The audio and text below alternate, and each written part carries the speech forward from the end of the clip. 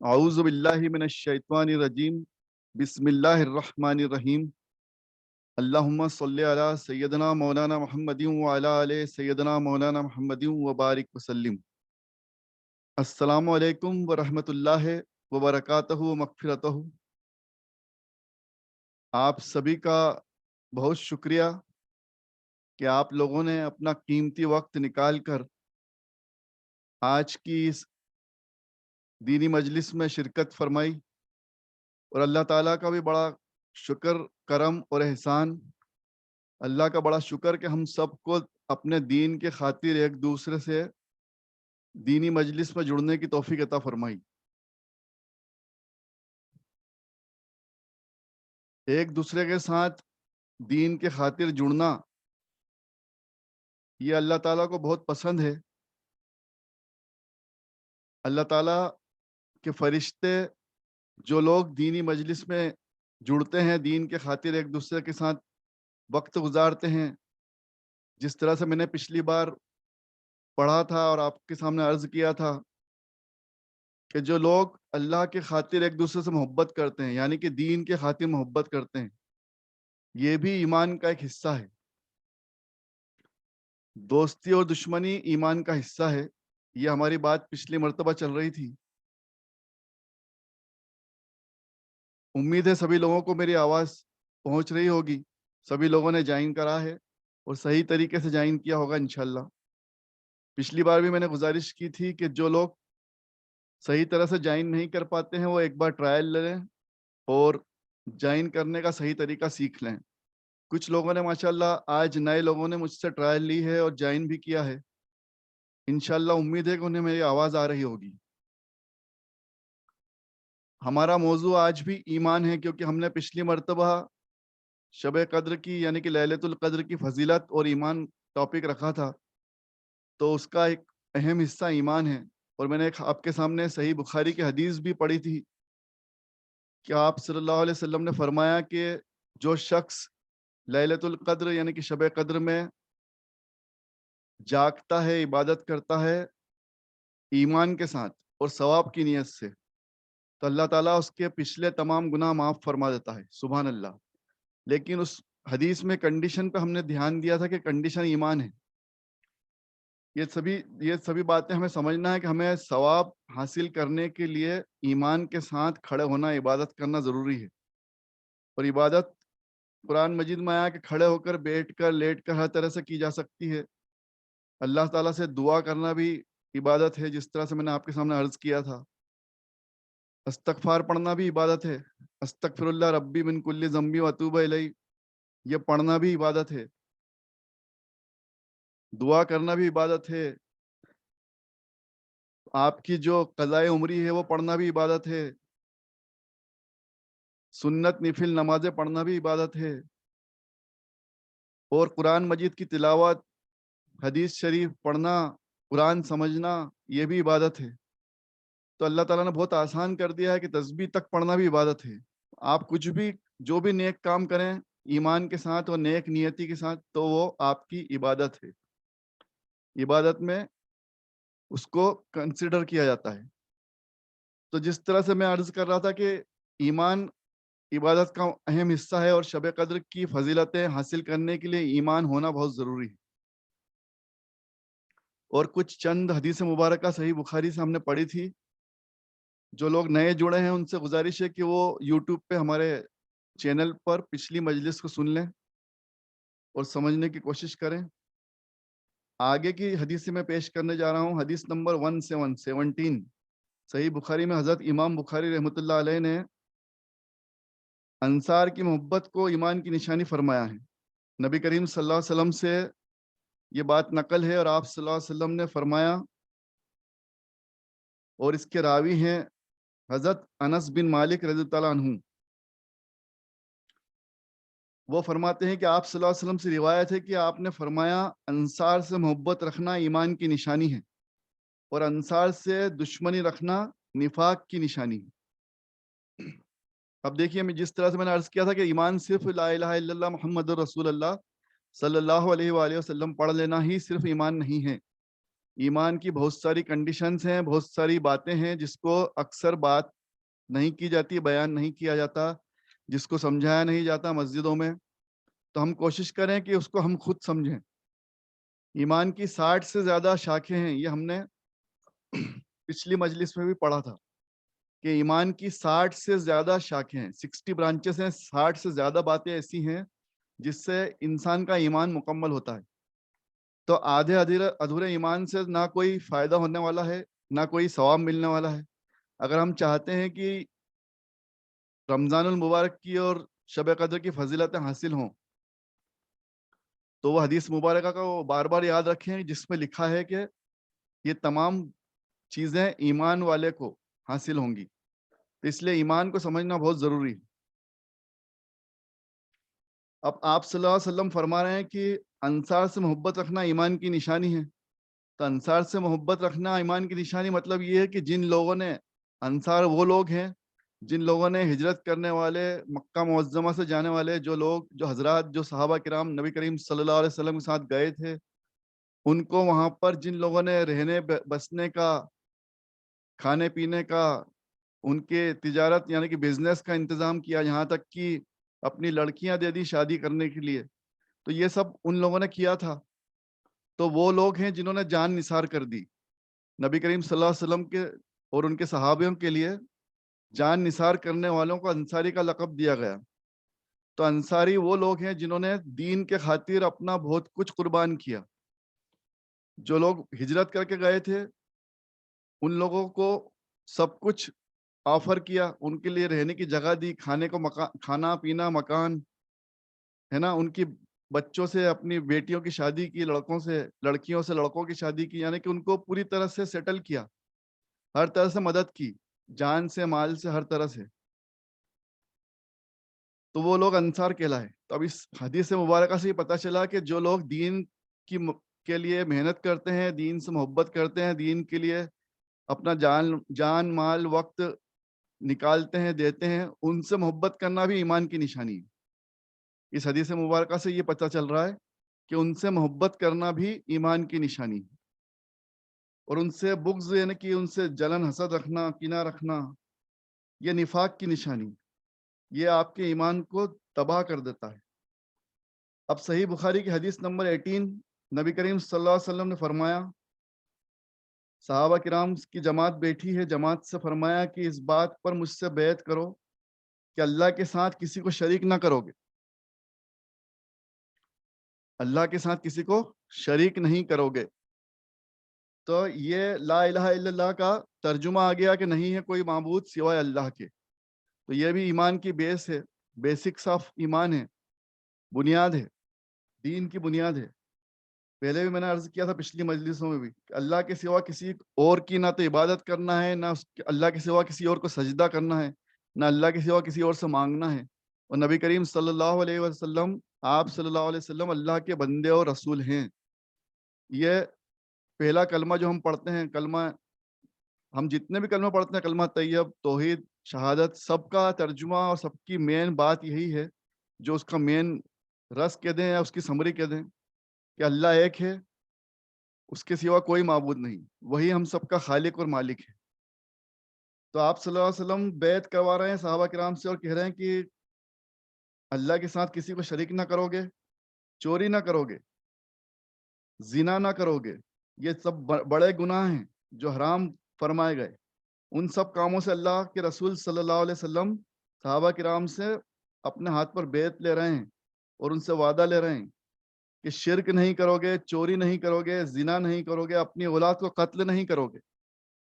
اس زمانے میں غریبی کے ساتھ, غریبی کی وجہ سے, اور لڑکے اور لڑکیوں میں بھید بھاؤ رکھتے تھے, لڑکیوں کو پیدا ہونے سے روکتے تھے, لڑکیوں کو پیدا ہو جانے کو برا مانتے تھے, ان کو زندہ گاڑ دیا جاتا تھا. تو ہمارا اسلام, ہمارا مذہب, ماشاءاللہ ہمارا دین اتنا خوبصورت دین ہے کہ وہ اس بات کو لے کر آیا نبی کریم صلی اللہ علیہ وسلم کے ذریعے کہ لڑکیوں کی عزت سکھائی, بیٹیوں کو جگر کا ٹکڑا بتایا, بیٹیوں کو اپنے ساتھ رکھا, بیٹیوں کو اپنی عزت بتایا, اور بیٹیوں کو قتل کرنے سے منع فرمایا. تو بیٹیوں کو قتل کرنے سے منع فرمایا, اس بات پر بھی بیعت لے رہے ہیں. اور فرمایا جان بوجھ کر کسی پر کوئی ناحق بہتان نہ باندھو گے، مطلب کسی پہ الزام نہیں لگاؤ گے جس نے کوئی گناہ نہیں کیا ہو، جس نے کوئی کسی وجہ سے اس میں مبتلا نہ ہو کسی برے کام میں، اس پہ جھوٹ نہیں باندھو گے، اس پر جھوٹا الزام نہیں لگاؤ گے، اور اللہ کی نافرمانی نہیں کرو گے۔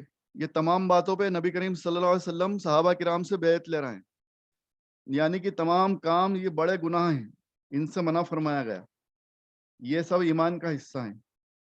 حدیث نمبر 19 میں فرمایا وہ وقت قریب ہے جب مسلمان یعنی ایمان والوں کا اس کا عمدہ مال ان کی بکریاں ہوں گی، جن کے پیچھے وہ پہاڑ کی چوٹیوں اور برساتی وادیوں میں اپنے دین کو بچانے کے لیے بھاگ جائیں گے۔ اب یہ بتا دیا تھا آپ صلی اللہ علیہ وسلم نے کہ ایمان کو مکمل رکھنا، ایمان کو قائم اور دائم رکھنا بہت مشکل ہو جائے گا، ایمان پر قائم رہنا اتنا آسان نہیں ہوگا۔ یہ نبی کریم صلی اللہ علیہ وسلم نے حدیث جو ہے صحیح بخاری کی حدیث نمبر 19 میں یہ فرما دیا کہ ایمان پر قائم دائم رہنا اتنا آسان نہیں ہے، ایمان کو بچانے کے لیے ہو سکتا ہے تمہیں پہاڑوں کی چوٹیوں پر بھاگنا پڑے، لیکن تمہیں کوشش کرنا ہے اپنے ایمان کو بچا کر لے جانا ہے۔ اس لیے ہم دعا کرتے ہیں کہ اللہ تعالیٰ ہمیں ایمان والی زندگی اور ایمان والی موت نصیب عطا فرما۔ حدیث نمبر 20 میں آپ صلی اللہ علیہ وسلم فرما رہے ہیں کہ لوگوں کو کسی کام کا حکم دیتے ہو تو ویسا ہی کام ہوتا ہے جس کے کرنے کی لوگوں میں طاقت ہوتی ہے، تو ایسے لوگوں کو ہر انسان کو اس کی طاقت کے مطابق کام دیا کرو، اور اس کو اس کے مطابق اس کی طاقت کے مطابق ہی اس کو آزمائش میں ڈالا کرو۔ حدیث نمبر 22 میں آپ صلی اللہ علیہ وسلم نے فرمایا کہ جب جنتی جنت میں داخل ہو جائیں گے اور جہنمی جہنم میں داخل ہو جائیں گے، یہ بروز قیامت کے بعد جو معاملات ہوں گے اور جو سین ہے اس وقت کا، آپ صلی اللہ علیہ وسلم اس کی پیشن گوئی کر رہے ہیں، اس کی خبر دے رہے ہیں، اللہ کی عطا سے انہیں سب بتایا اور دکھایا گیا تھا۔ تو آپ صلی اللہ علیہ وسلم نے فرمایا اس حدیث میں کہ جب لوگ جنتی جنت میں چلے جائیں گے، جہنمی جہنم میں چلے جائیں گے، تو اللہ تعالیٰ فرمائے گا جس کے دل میں رائی کے دانے کے برابر بھی ایمان ہو اس کو بھی جہنم سے نکال لو۔ سبحان اللہ، مطلب کہ ایمان وہ چیز ہے، اگر آپ رائی کے دانے کے برابر ایمان بھی بچا لے گئے تو یہ آپ کو دوزخ سے نکالنے کا سبب بنے گا، لیکن گناہ گار کو دوزخ کا مزہ تو چکھنا پڑے گا، چاہے کچھ وقت کے لیے۔ تو یہ نہ سوچے کہ ہم صرف کلمہ پڑھنے والے ہیں تو ہم تو جنت میں جائیں گے۔ اب اس حدیث سے یہ بھی پتہ چل رہا ہے کہ دوزخ میں چلے جائیں گے گناہ گار، پھر دوزخ سے نکال کے لے آیا جائے گا کہ تم کلمہ پڑھنے والے تھے، تم نے صرف کلمہ پڑھا تھا، ایمان تمہارے اندر داخل تو نہیں ہوا تھا لیکن تم نے کلمہ ضرور پڑھا تھا، تو اس کا بھی ثواب ملے گا۔ تو جہنم سے نکال لیے جائیں گے اور وہ جل کر کوئلے کی طرح خاک ہو جائیں گے، کالے ہو جائیں گے۔ دیکھو استغفر اللہ، جہنم کی آگ کس قدر خطرناک، دنیا کی آگ سے 1000 گنا۔ تو کچھ وقت بھی خدا نہ خواستہ کسی کو جہنم میں ڈال دیا گیا تو اس کی کیا حالت ہو جائے گی، وہ خاک ہو جائے گا، آپ صلی اللہ علیہ وسلم کے لفظوں میں وہ کالا سیاہ ہو جائے گا۔ پھر آب حیات میں ایک خاص پانی سے اسے دھویا جائے گا، اس کو دھویا جائے گا کیونکہ اس نے کلمہ پڑھا تھا، تو یہ اس کو اس کلمہ پڑھنے کا ثواب ملے گا، فائدہ ملے گا کہ اس کو دوزخ سے نکال کے لایا جائے گا۔ اب اس طرح سے شرم و حیا بھی ایمان کا حصہ ہے۔ یہ حدیث نمبر 24 میں نبی کریم صلی اللہ علیہ وسلم ایک انصاری شخص کے پاس سے گزرے اس حال میں کہ وہ اپنے ایک بھائی سے کہہ رہے تھے کہ تم اتنی شرم کیوں کرتے ہو، تم اتنے شرمیلے کیوں ہو۔ ایک انصاری صحابی دوسرے صحابی سے فرما رہے ہیں کہ آپ اتنا شرم کیوں کرتے ہو، آپ اتنی حیا کیوں کرتے ہیں، اتنے شرماتے کیوں ہیں۔ تو آپ صلی اللہ علیہ وسلم نے فرمایا اسے اس حال پہ ہی رہنے دو جس پر وہ ہے، یعنی کہ اسے شرمانے دو، کیونکہ حیا بھی ایمان کا ایک حصہ ہے۔ سبحان اللہ، کتنی اچھی بات بتائی جا رہی ہے کہ شرم و حیا بھی ایمان کا حصہ ہے۔ تو آپ صلی اللہ علیہ وسلم نے اس طرح سے ہمیں سکھا دیا کہ کیا کیا چیزیں ایمان کا حصہ ہیں اور کیا کیا بیسک ہیں۔ آگے حدیث نمبر 25 میں پھر سے وہی بات آ رہی ہے کہ ایک تو اللہ کو کے سوا کسی کو معبود نہیں ماننا ہے، کسی کو شریک نہیں کرنا ہے، نبی کریم صلی اللہ علیہ وسلم اللہ کے بندے اور رسول ہیں، نماز ادا کرنا ہے، زکوٰۃ دینا ہے، جان مال کا صدقہ دیتے رہنا ہے، سوائے اسلام کے کسی اور مذہب کو نہیں اپنانا ہے, ایمان پر قائم اور دائم رہنا ہے.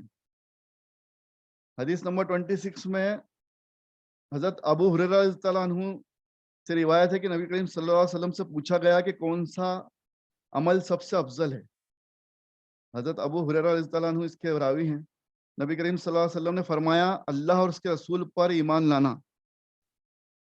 کہا گیا اس کے بعد کون سا؟ آپ صلی اللہ علیہ وسلم نے فرمایا اللہ کی راہ میں جہاد کرنا, اور اس کے بعد حج کرنا. یہ الگ الگ حدیثوں سے یہ ایمان کی شاخیں جتنی ہیں وہ سب پتہ چل رہی ہیں کہ ایمان کس کس چیز سے مکمل ہوتا ہے. اس سے ہمیں سب پتہ چلتا ہے کہ کیا کیا چیزیں ایمان میں داخل ہیں. اب ایک بار کا یہ حدیث 27 میں قصہ بیان کیا گیا ہے کہ رسول اللہ صلی اللہ علیہ وسلم نے چند لوگوں کو کچھ عطیہ دیا, یعنی کہ کچھ جو بھی ان کے پاس بیت المال آتا تھا, جو بھی چیزیں مال دولت جو آتی تھی, تو آپ صلی اللہ علیہ وسلم صحابہ کرام میں بانٹ دیا کرتے تھے. تو حضرت سعد بھی وہاں موجود تھے.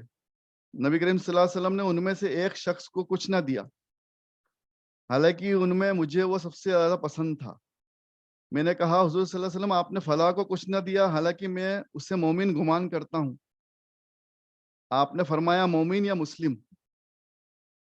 کیا فرما رہے ہیں آپ صلی اللہ علیہ وسلم؟ مومن یا مسلم, یعنی کہ ہم نام کے مسلمان ہونا اور اصل مومن ہونے میں بھی فرق ہے. یہ قرآن مجید میں بھی آیا ہے کہ ابھی تم صرف نام کے مسلمان ہوئے, یعنی کہ تم نے صرف کلمہ پڑھا ہے, ایمان تمہارے دلوں میں داخل نہیں ہوا ہے. اور اس حدیث سے ہی پتہ چل رہا ہے کہ مومن اور مسلم میں کیا فرق ہے. وہ تھوڑی دیر چپ رہ کر پھر بات دہرانے لگے. پھر پوچھا انہوں نے, یعنی کہ آپ نے صاحب ان کو کچھ نہیں دیا, اس صحابی کو, فلاں صحابی کو. حضور صلی اللہ علیہ وسلم نے دوبارہ وہی سوال کیا. پھر آپ صلی اللہ علیہ وسلم نے فرمایا کہ یہ سعد باوجود یہ کہ ایک شخص مجھے زیادہ عزیز ہے, پھر بھی اس کو نظر انداز کر کے کسی اور دوسرے کو اس خوف کی وجہ سے یہ مال دے دیتا ہوں کہ اللہ اسے آگ میں اوندھا نہ ڈال دے. اللہ اکبر. اب دیکھیں یہاں تھوڑا سمجھنے والی بات, بہت باریک بات ہے, بہت باریک حدیث ہے. آپ صلی اللہ علیہ وسلم کے آس پاس صحابہ کرام موجود ہیں, اس میں کچھ مسلم ہیں, یعنی کہ کچھ نام کے مسلمان ہیں جنہوں نے صرف ابھی کلمہ پڑھا ہے, کچھ مومن ہیں جو مکمل ایمان والے ہیں, جن کا ایمان بہت اونچا ہے, ایمان کا درجہ بہت اونچا ہے. تو سب طرح کے صحابہ کرام نبی کریم صلی اللہ علیہ وسلم کے آس پاس رہا کرتے تھے, موجود ہوا کرتے تھے. نو مسلمان جس کو بولتے ہیں, نو مسلم. صحابہ تو سبھی کہلائیں گے, جنہوں نے کلمہ پڑھ لیا نبی کریم صلی اللہ علیہ وسلم کے سامنے, وہ صحابہ بن گئے. اب ان کی کیٹیگری ہے, ایمان کے درجے ہیں, ایمان کے درجے ہیں. تو آپ صلی اللہ علیہ وسلم نے حضرت سعد رضی اللہ عنہ سے کیا فرما رہے ہیں کہ کوئی شخص مجھے بہت زیادہ عزیز ہے, یعنی کہ کوئی صحابی بہت اعلیٰ درجے پہ, لیکن پھر بھی میں اسے کچھ نہیں دے رہا ہوں, کوئی مال و دولت نہیں بانٹ رہا ہوں, بیت المال میں سے کوئی حصہ نہیں دے رہا ہوں, لیکن کسی صحابی کو میں زیادہ دے رہا ہوں یا جان بوجھ کر دے رہا ہوں. تو اس کی وجہ کیا ہے؟ اب وجہ اس میں یہ چھپی ہوئی ہے کہ کمزور ایمان والے کو اگر نہیں دیا تو خدا نہ خواستہ وہ ایمان سے پھر جائے گا, وہ دین سے پھر جائے گا, وہ اسلام سے دور ہو جائے گا. تو آپ صلی اللہ علیہ وسلم کو ڈر ہے کہ اسے پھر اس وجہ سے اللہ تعالیٰ آگ میں نہ ڈال دے, یعنی کہ عذاب میں نہ ڈال دے. تو یہ نبی کریم صلی اللہ علیہ وسلم کی خوبی ہے, اور آپ صلی اللہ علیہ وسلم کی حکمت عملی ہے کہ صحابہ کرام میں سے بھی اس کو بانٹ رہے ہیں جس کا ایمان کمزور ہے, جس کا ایمان مضبوط ہے, اس پہ بھروسہ ہے کہ اسے کچھ نہیں دیا تو بھی ایمان سے بھٹکے گا نہیں, پھرے گا نہیں, اور ایمان سے خارج نہیں ہوگا انشاءاللہ. تو یہ بات سمجھنے والی ہے کہ انسان کی نیت, انسان کے اعمال بھی اس کے ایمان کے درجے کو بناتے ہیں. اسی طرح سے حدیث نمبر 28 میں ایک صحابی نے رسول اللہ صلی اللہ علیہ وسلم سے پوچھا کون سا اسلام بہتر ہے.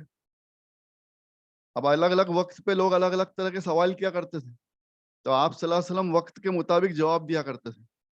صحیح بخاری میں الگ الگ سوال آئے ہیں الگ الگ صحابہ کرام کے, اور الگ الگ طرح سے آپ صلی اللہ علیہ وسلم نے وقت کے مطابق جواب دیا ہے کہ ایمان کیا ہے, اور ایمان کی اس وقت, اس حالات میں, اس پرٹیکولر سیناریو میں کیا ضرورت تھی ایمان کو, مطلب دین کو کس چیز کی ضرورت تھی, ایمان کس چیز سے مضبوط ہو رہا تھا. کہیں مال بانٹ کر ایمان مضبوط کروایا کسی کو, کسی کا مال, کسی سے مال روک کر, کسی کو مال نہ دے کر ایمان مضبوط کروایا. یہ نبی کریم صلی اللہ علیہ وسلم کی خوبی ہے, انہی کی حکمت عملی ہے, انہی کا علم ہے.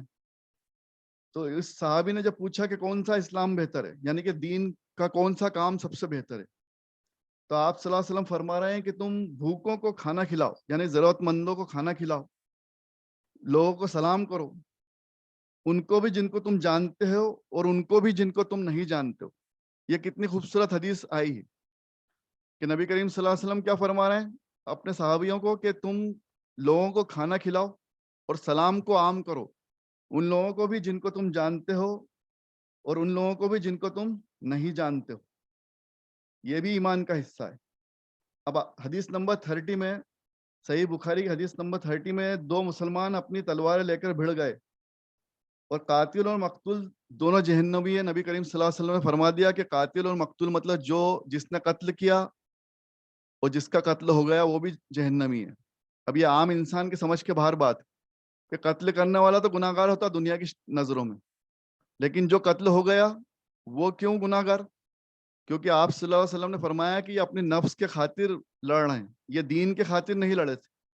نفس کے لیے, اپنی خود کی خواہشوں کے لیے لڑنا, دنیا کے لیے لڑنا, اس میں مرنے والے کو کوئی شہید نہیں مانا جاتا. اسلام میں, دین اسلام میں, شریعت میں ہر کسی کو شہادت کا درجہ نہیں ملتا. شہادت کے درجے کی کچھ کنڈیشنز ہیں, وہ میں نے ایک مجلس میں اس کو بیان کیا تھا اور وہ ایک ریکارڈ بھی ہے میرا کیا ہوا ہے, وہ آپ لوگ سن سکتے ہیں اور آگے انشاءاللہ کبھی ہم اس کو رکھیں گے جب موقع آئے گا. تو شہادت کا درجہ پانے کے لیے کچھ کنڈیشنز ہیں. تو اب یہ عام لڑائی ہے, آپس کی لڑائی کے لیے اگر دو لوگ لڑتے ہیں تو دونوں جہنمی بتائے گئے. کیوں؟ لوگوں نے پوچھا یا رسول اللہ صلی اللہ علیہ وسلم, قاتل کا تو سمجھ میں آتا ہے کہ قاتل جس نے مرڈر کیا ہے وہ جہنمی ہے, لیکن جو مر گیا وہ کیوں, مقتول کیوں؟ تو آپ صلی اللہ علیہ وسلم نے فرمایا کہ دونوں ہی ایک دوسرے کو مارنے کی نیت سے آئے تھے. سبحان اللہ, مطلب کتنی اچھی بات آپ صلی اللہ علیہ وسلم نے بتائی ہے کہ آپ ایک دوسرے کو مارنے کی نیت سے نکلو. اب جو بھاری ہے, جو طاقتور ہے, وہ تو مار لے گا دوسرے کو, لیکن نکلا تو کمزور میں مارنے کی نیت سے ہی تھا. یہ بات سمجھنے والی ہے, یہ باریکی کی بات ہے کہ اگر کمزور کا ہاتھ پہلے چل جاتا, اس کا وار پہلے ہو جاتا, تو بھاری انسان, طاقتور انسان مر جاتا. تو گناہ گار تو دونوں ہی ہیں. تو یہ اتنا اچھا مذہب ہمارا ہے کہ کتنا کھول کھول کے ہر چیز بیان کر رہا ہے, ہر چیز سکھا رہا ہے.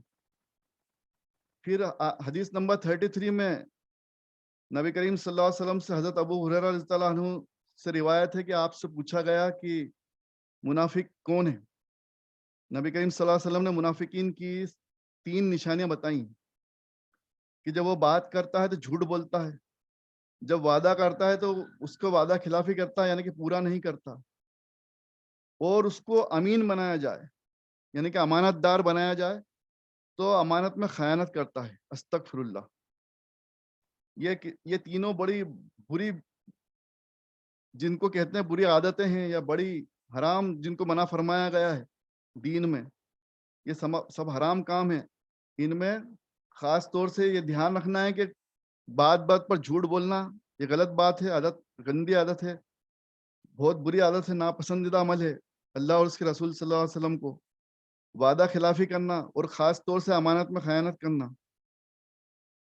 اب حدیث نمبر 35 میں آپ صلی اللہ علیہ وسلم فرما رہے ہیں جو شخص شب قدر یعنی کہ لیلۃ القدر میں ایمان کے ساتھ, ثواب کی نیت کے ساتھ عبادت میں گزارے, جو میں نے پچھلی مجلس میں یہ حدیث بھی آئی تھی, ابھی پھر 35 نمبر پر پھر ریپیٹ ہوئی ہے, تو اس کو جن لوگوں نے نہیں سنا تھا پھر سن لیں کہ ہم ایمان کی اتنی بات کیوں کر رہے ہیں.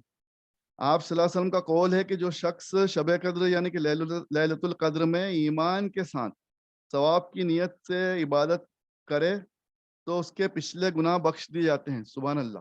تو اس میں کنڈیشن لگائی گئی ہے ایمان, ایمان والے کے ہی گناہ بخشے جائیں گے, اور ایمان کے لیے ساری اس میں خصوصیات, ساری کوالٹی ہونا چاہیے جو ہم ابھی یہاں پڑھ رہے ہیں. صرف لا الہ الا اللہ کہہ دینے سے ایمان والا نہیں ہوگا, وہ صرف مسلمان ضرور ہو جائے گا, لیکن ایمان والے کو ہی ثواب ملے گا. حدیث نمبر 37 میں بھی فرما رہے ہیں آپ صلی اللہ علیہ وسلم کہ جو کوئی رمضان میں ایمان کے ساتھ ثواب کی نیت سے عبادت کرے تو اس کے پچھلے گناہ بخش دی جاتے ہیں. سبحان اللہ. یہ سب باتیں بار بار آپ صلی اللہ علیہ وسلم کی حدیثیں آ رہی ہیں, رمضان کے روزے کی خصوصیات آ رہی ہیں, شب قدر کی آ رہی ہیں, لیکن ایمان والے کی گناہ معاف کر رہے ہیں.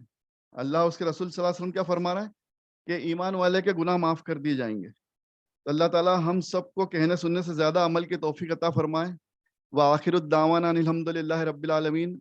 اللہ تعالیٰ ہم سب کو ایمان والوں میں شمار فرمائے, ہم سب کو ایمان والی زندگی اور ایمان والی موت نصیب عطا فرمائے. آمین یا رب العالمین. بسم اللہ الرحمن الرحیم. الحمدللہ رب العالمین، یا ارحم الراحمین، یا حی یا قیوم برحمتک استغیث۔ یا اللہ تجھے تیرے رحم و کرم کا واسطہ، تجھے تیرے نبی، تجھے تیرے محبوب نبی کریم صلی اللہ علیہ وسلم سے محبت کا واسطہ، آپ صلی اللہ علیہ وسلم کے واسطے وسیلے سے ہم سب کے تمام دعاؤں کو قبول و مقبول فرما، ہم سب کی اس ٹوٹی پھوٹی نیکی کو قبول اور مقبول فرما، ہم سے جو غلطی ہو گئی ہو کہنے اور سننے میں اسے معاف فرما، ہم سب کو کہنے سننے کے ساتھ عمل کی توفیق عطا فرما، ہم سب کی تمام جائز تمناؤں کو دعاؤں کو قبول اور مقبول فرما، اس ٹوٹی پھوٹی نیکی کو وسیلہ بنا کر ہمارے لیے، ہمارے گھر والوں کے لیے، ہمارے والدین کے لیے، ہمارے رشتہ داروں کے لیے، تمام امت مسلمہ کے لیے، تمام مرحومین کے لیے ایصال ثواب عطا فرما، سب کو جنت الفردوس عطا فرما، ہم سب کو جنت الفردوس عطا فرما، جس نے دعا کے لیے کہا ہے اللہ تعالیٰ سب کی تمام جائز تمناؤں کو پورا فرما، ہم سب کی جائز تمناؤں کو، دعاؤں کو قبول اور مقبول فرما، اس مبارک مہینے کا واسطہ، اس مبارک رات کا واسطہ ہم سب کو لیلۃ الجائزہ، لیلۃ القدر سب نصیب عطا فرما، ہم سب کو شب قدر نصیب عطا فرما، شب قدر حاصل کرنے کی توفیق عطا فرما، شب قدر تلاش کرنے کی توفیق عطا فرما، ہم سب کو رمضان المبارک کی اور شب قدر کی تمام فضیلتیں اور نعمتیں اور رحمتیں عطا فرما، برکات عطا فرما، آمین یا رب العالمین۔ اللہ دنیا اور آخرت کی تمام بھلائیاں، رحمتیں، نعمتیں، عظمتیں، امن و امان، حفاظت، شفا، تندرستی اور صحت یاب عطا فرما، تمام بیماروں کو شفا عطا فرما، سب کو قرض اور مرض سے محفوظ عطا فرما، سب کو قرض اور مرض سے محفوظ عطا فرما، ہم سب کو ایمان والی زندگی، ایمان والی موت نصیب عطا فرما۔ ربنا آتنا فی الدنیا حسنۃ وفی الآخرۃ حسنۃ وقنا عذاب النار، آمین یا رب العالمین۔ شکریہ، اللہ حافظ۔